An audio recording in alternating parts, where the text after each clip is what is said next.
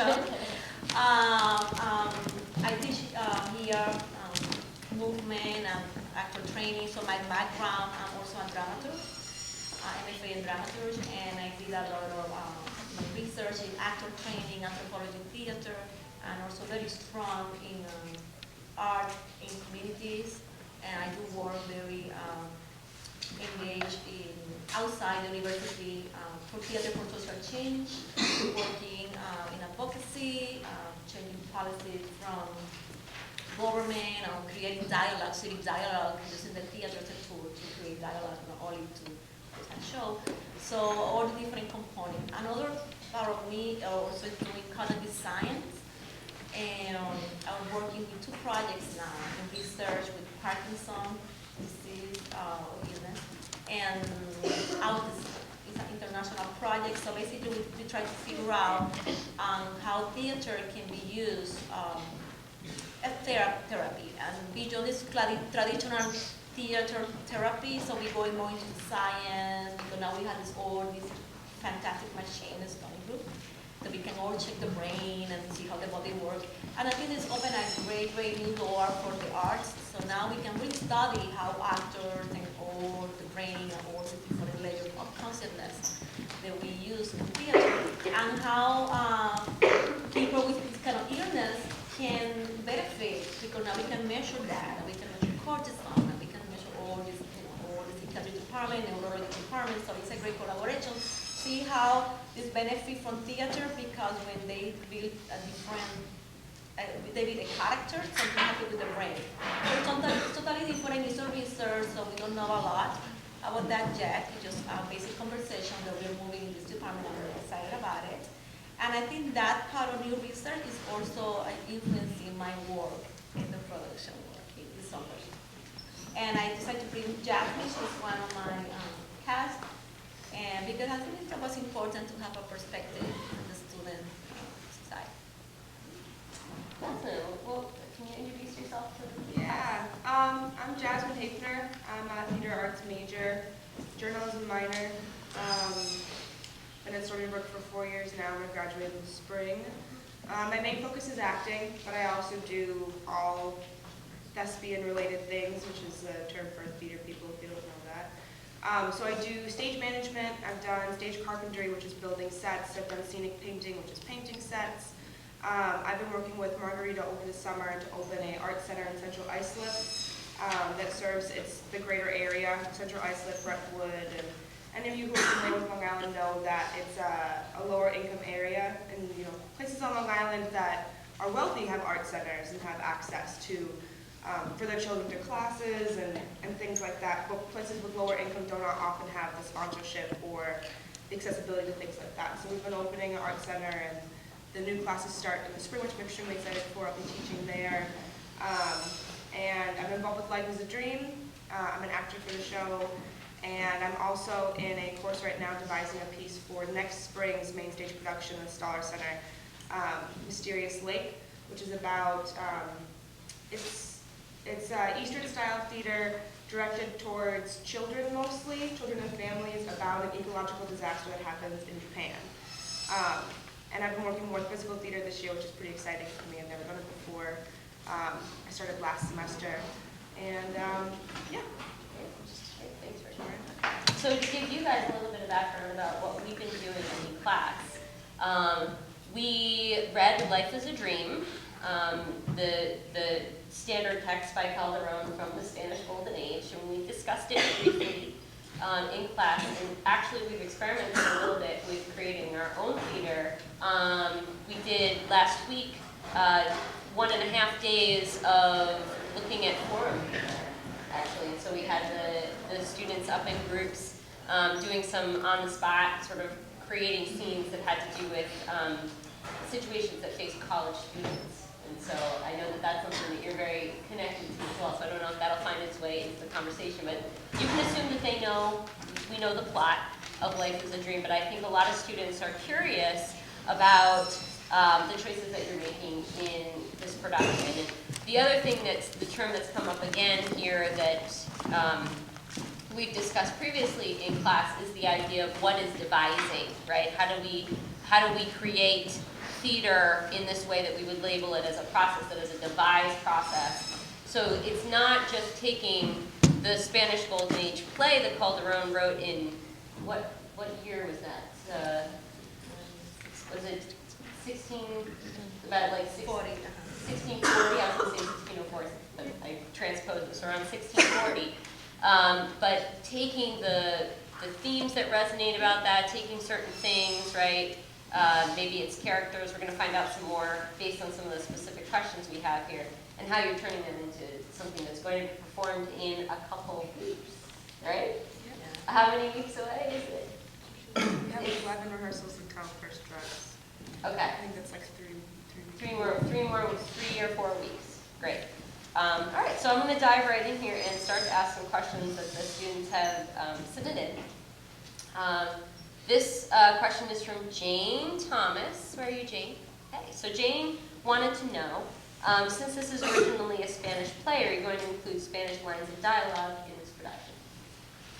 Can I just say about the devices for that? Just to give you a little background, is the way that I work is like I see my production, my work as a lab. Like the same way that you go to science and you go with materials and you don't know exactly what happens, so it's kind of risky, stressful, crisis, you don't know, and it's kind of adrenaline, kind of like challenge yourself. That's the way that I work. Another challenge that I have, which is good, but it's also a challenge, I'm co-directing this with another professor, which has a totally different vision. He do more all the videos or the film or this, and he's an architecture, so his head is more visual. So it's interesting, but it's a challenge because we need to try to create this common language, and we have all these components together. And go back to the questions, yes, the play is originally Spanish, Golden Age Spanish, and poetry. So I have the luxury to know my Spanish is my first language. And it's a challenge because I'm also working with translation. And so we have the cast because the language, and that's what's important for me, so not only we are working some phrases and some vocabulary at some point of the play in Spanish, but also validating other people's languages. So we have cast to speak Chinese and other people some Italian. So in some part I wanted to incorporate the concept of language and the validate the student experience. Great. I don't have these in any particular order here. Yeah, I mean, so this is another question about the language of the play. Are you going to keep the same language or change things so it seems more modern? So this is specifically a question about, are you going to modernize something so the audience can better relate to it? Or maybe you even want to talk, going over this, Jacqueline asked this question, right? There's Jacqueline. About, are the characters even going to be speaking in like paragraphs and sentences, or is it really, has it been distilled down to, how is that happening? Just because, we need to define language. For me, language, everything that happens on stage is language. I'm very strong in semiotic and all the body, so my background. So a lot of the story will be on the body. For you to have an idea, so this is kind of one of the original one. This is one of the second version. You see all the scratching, craziness, all like that. That's all the process. And finally, we got the last one, which is the final one that is being printed out today. So this means that the play is being transforming and changing through the process. Some of the adaptation is very creative, but is focusing. The adaptation is focusing in Segismundo life and the concept of dream and reality. How to process that. How is processed what is like in reality, and how this character is being all traumatized. So we're working with the illness and becomes schizophrenic at the end because he don't know all this playing on the concept of power.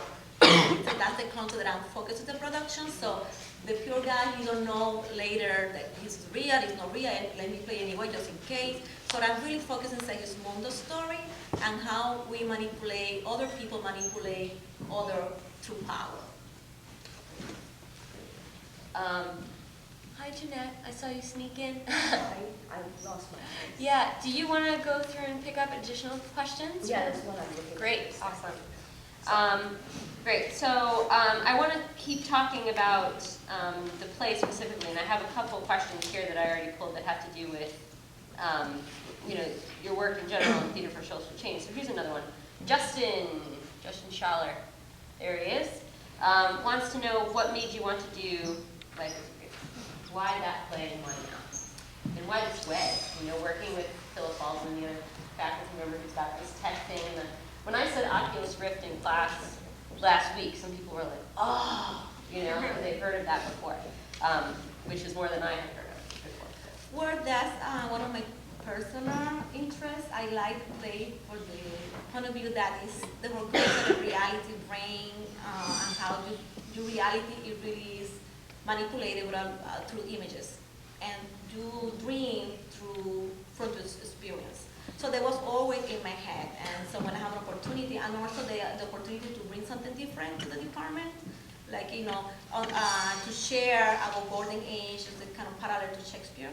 So it's also for me as a Latino artist and with a background in Spanish, was also important to give that to the students, the university, and also through the concept of devising, through physical theater, which is other aspect, through the body.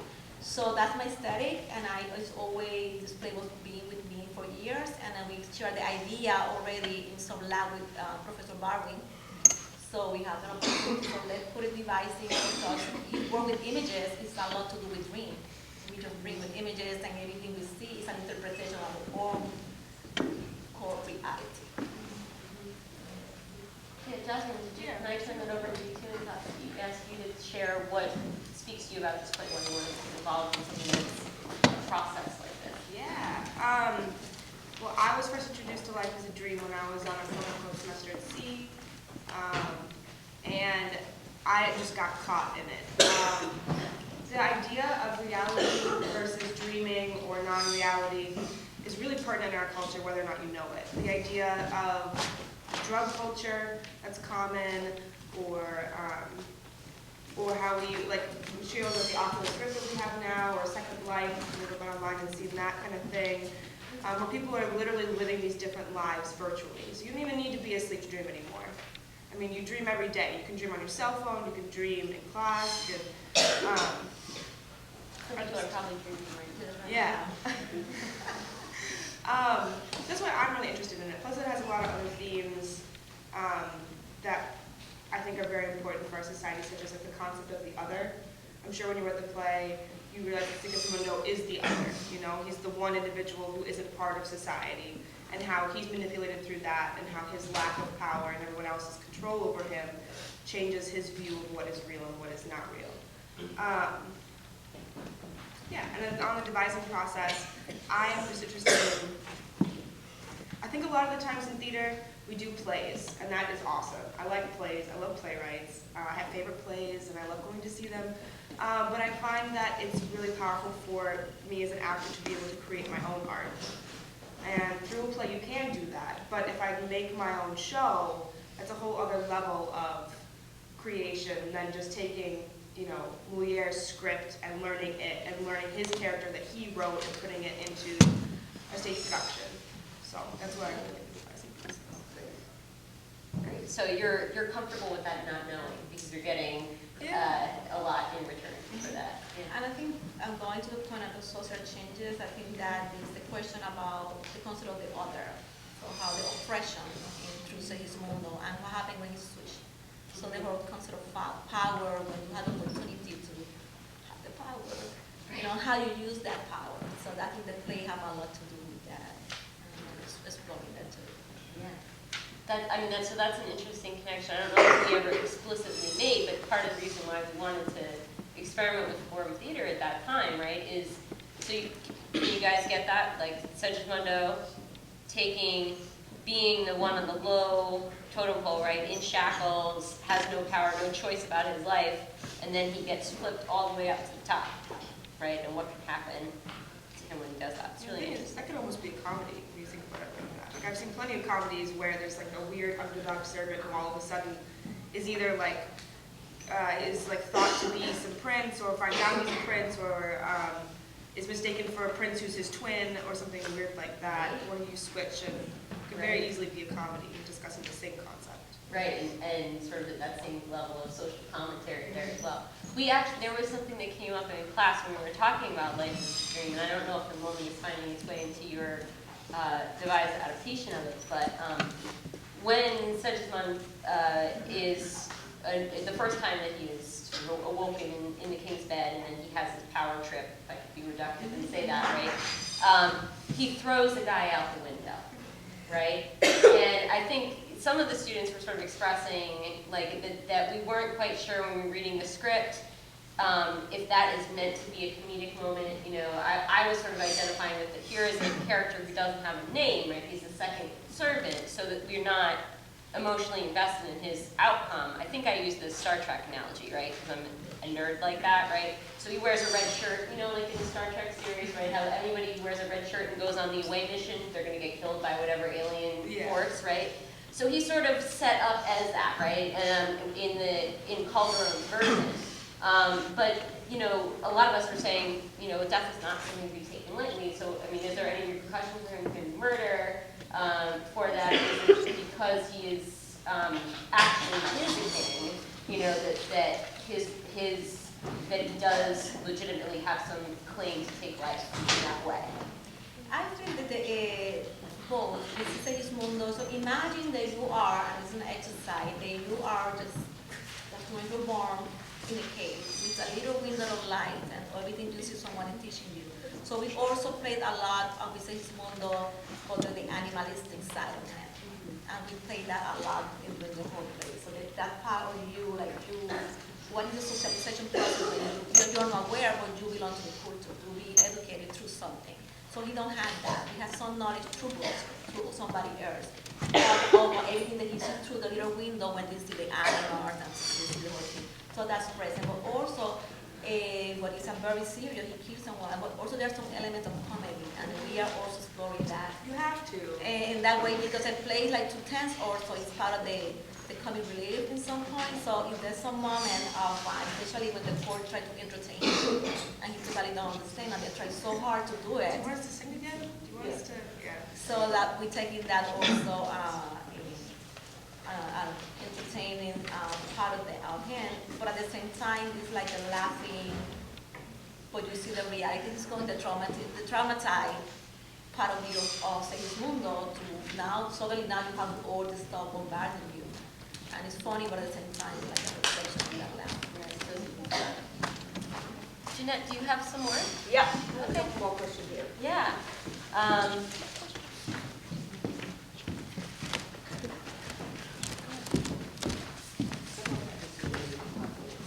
Okay. Oh, okay. All right. Oh, okay. It's over here. Yeah. Is that one about? This is about audience experience. You guys have asked a lot of questions about audiences. Yeah. So. Very important. Yeah. Yeah. So this is about when you produce a play. You obviously want people to come see it. Helena wants to know this. What are some different ways that you advertise your plays, and how do they differ based on the target audience that you want to come see your production? Okay, so we are producing the theater department. We have a marketing, we have a marketing strategy for that. So we do the whole posters, the whole press release to press, and obvious through classes. But the question about audience, I don't know, is keep repeating. For me, audience is very important. So for me, an audience is always present in my head. So we do theater for an audience. And in this production, audience, they are part of the production. They are inside. It's no chairs. No chairs. No chair. And the play is all over the place. So we are, the idea is, and it's like, you do something, or you are sharing, we do our part of the green too. That's the main concept. As soon as you go to the stage, you will be on stage with us, and you are greening with us. So that's the way that I want to incorporate it.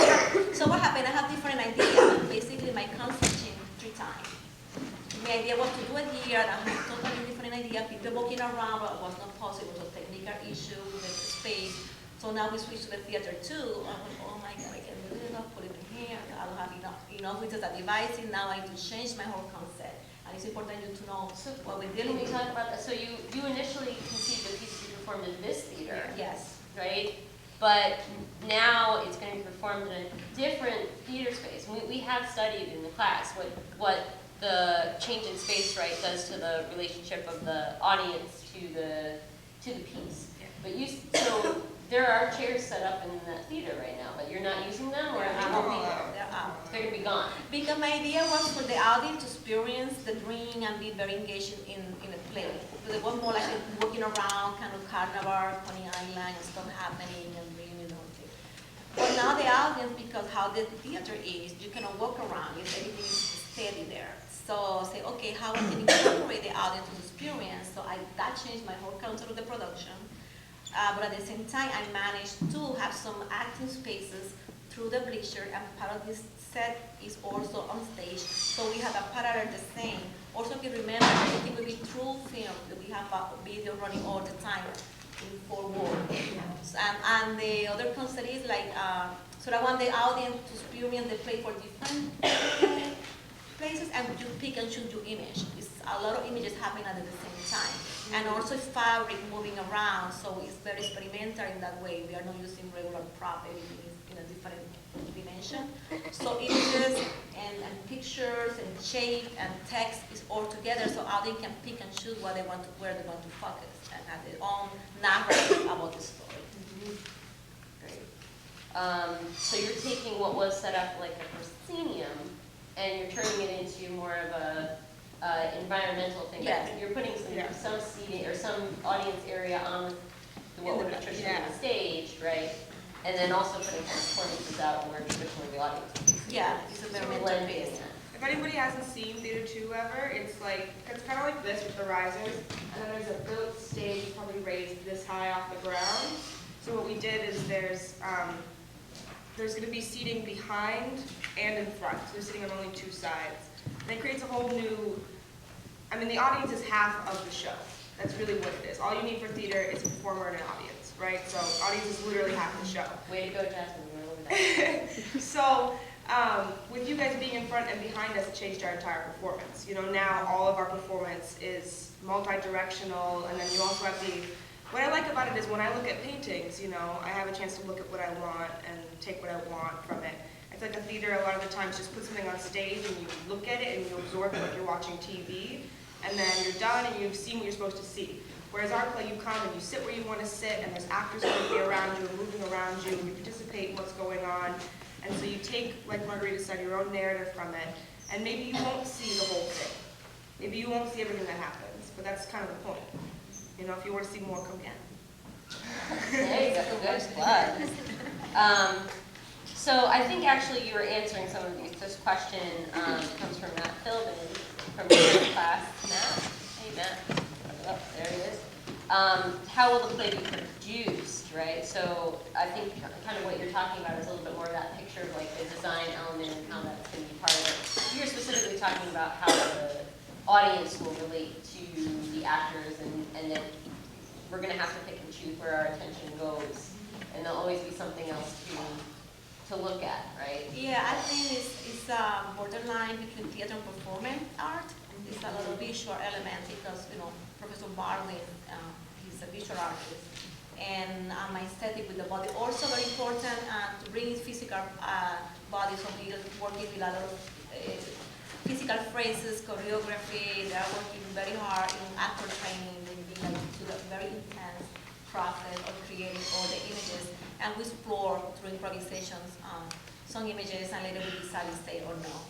And so it will be very, very visual. I feel like for me, my definition of language is bigger, so everything counts. So every piece, every little thing is a choice that we're creating in that moment for you guys. Great. So we've also talked in this class about storytelling and the different ways that, the different medium that theater has, right? So just like you were saying, like a painting, it has all the ways to tell a story visually, and you're saying, you know, that body movement is also a language, body language is just as valid as, you know, words formed by a mouth, you know, the sound coming out, as is maybe sound of other kinds of things, right? And, where does narrative figure into that? Like, if people haven't, if, like, everyone in this room will already know the original, right? So will that, how will our experience be different than somebody who's never heard of the Calderon or Life is a Dream before? Yeah, because how the production was being working with the, having problem with the space and giving the little background, which is good to know, or the choices. So we really following. I thought it was very extremely devised, but the reality for devising time, you need time. So I took the decision halfway. Halfway would be like production, me like I'm really following Sally's story. So people maybe don't have all the side story with the other characters, but you at least you will know the main story of Life is a Dream and Sally's movie of the king. So we following that. All the side stories, they're being eliminated. And it's very interesting because really it first show us the main concept of Life as a Dream.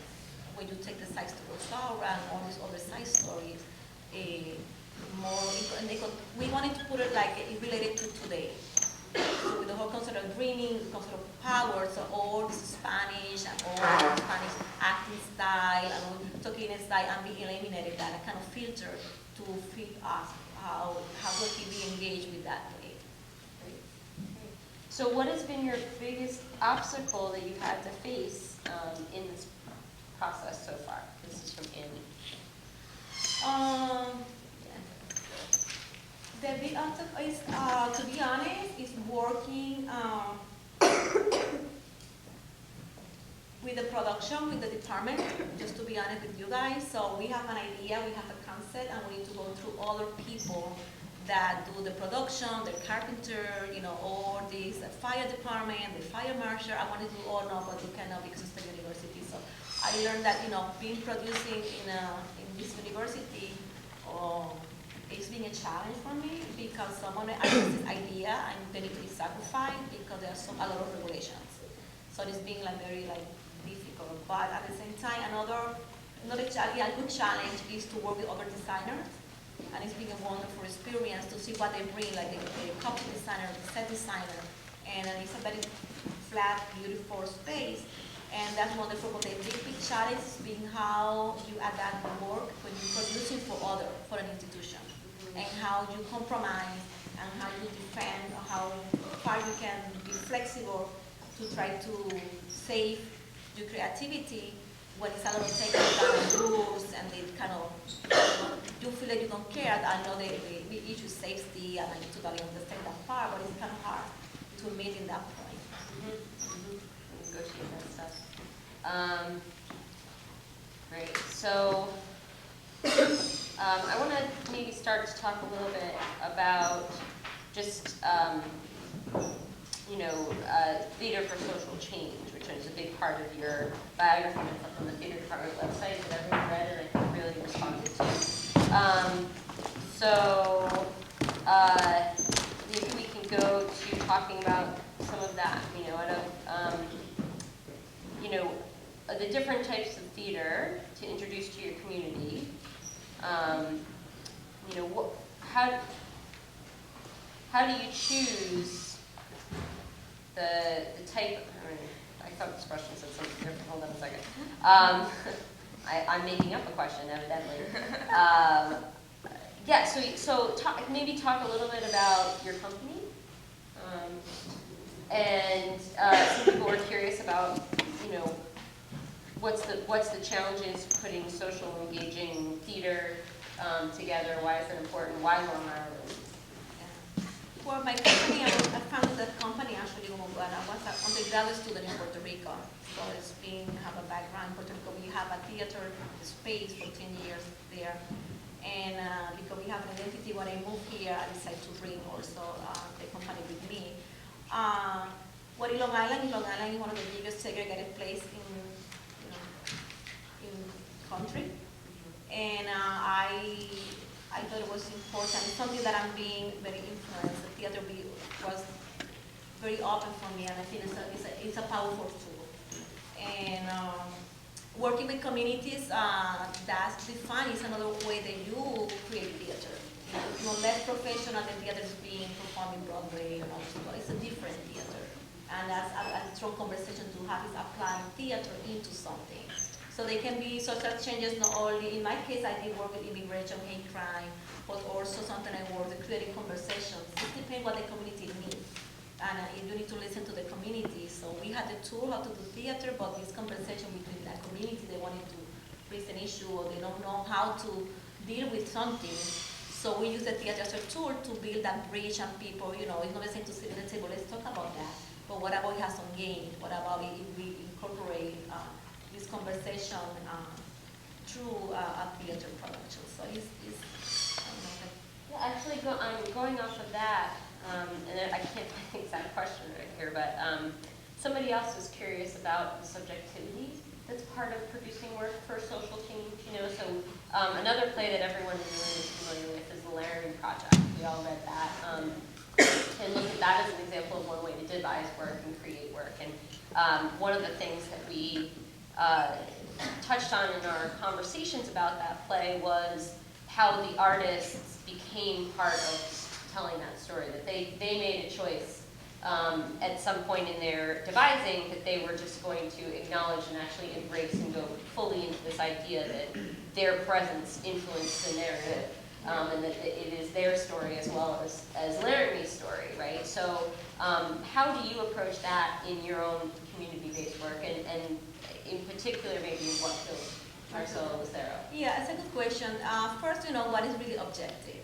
Nothing is objective. You always have, from a point of view, that you bring the issue because you don't see some way, because you have some privilege, or maybe because you don't have the privilege.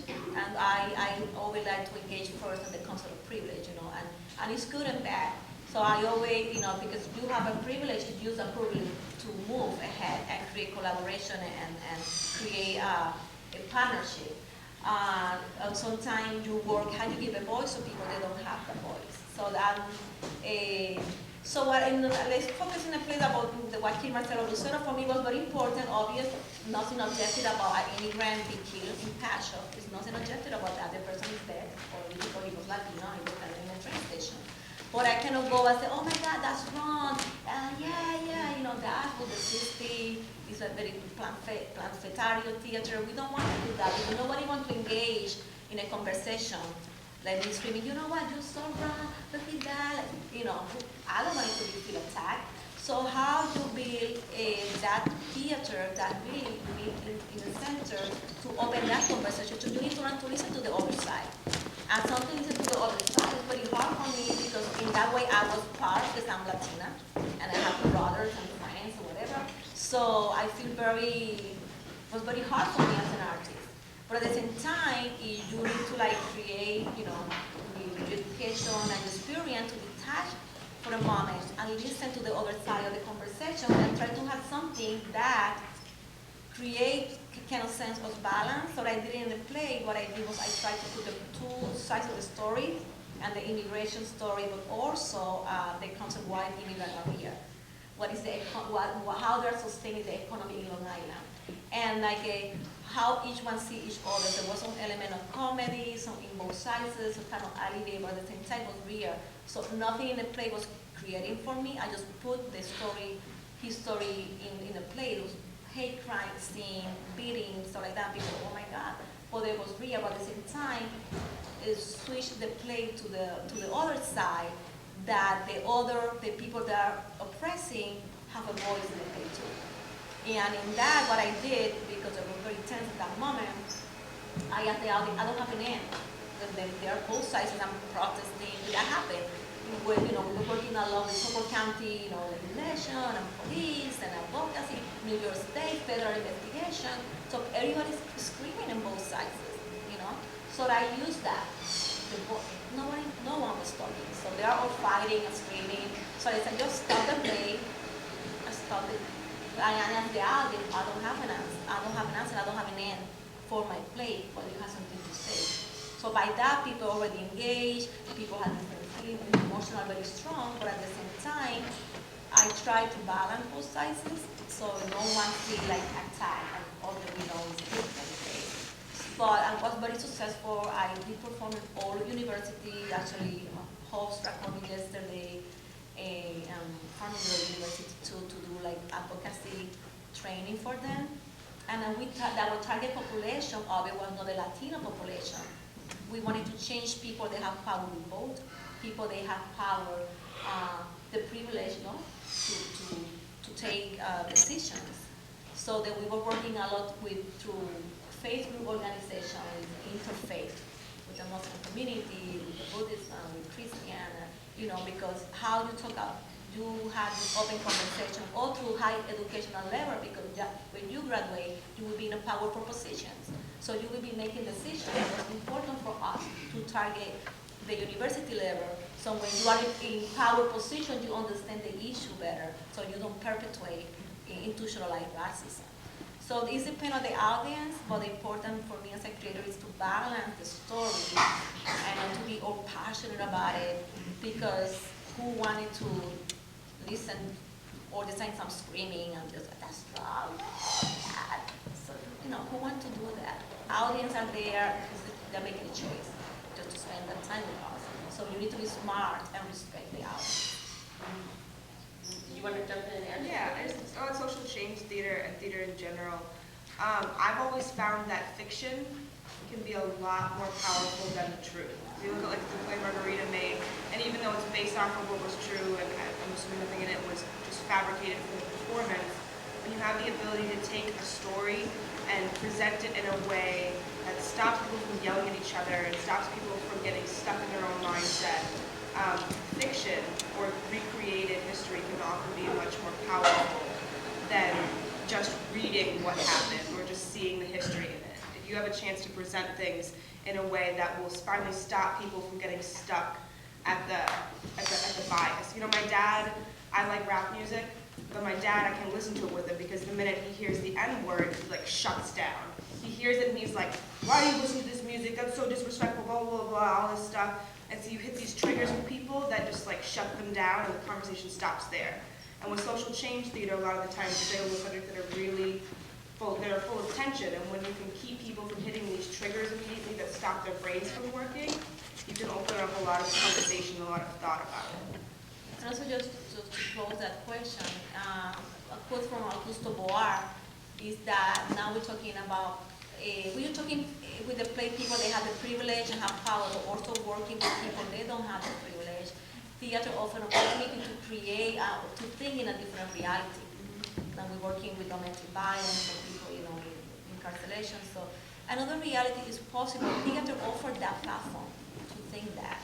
And they can rehearse with new reality first and speak stronger and safe and we can create new laws and get organized and new stuff. But there was a theater where this reality was rehearsed first. So theater not only as a product but also as a process. Yeah, and we experienced that, right? When we talked about, also theater can be a rehearsal for life. That could be a new book. Just saying, right? That's great. Have you ever experienced a negative response to your work? Oh yeah.